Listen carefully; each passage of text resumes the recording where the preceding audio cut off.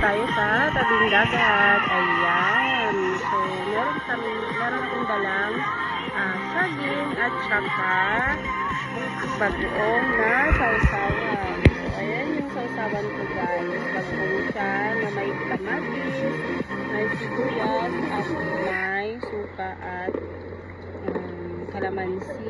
Ayan, the best talaga yung partner dito, yung nilagang saging. Tapos, ganito lang siya lang. Sasawsaw mo lang siya sa una.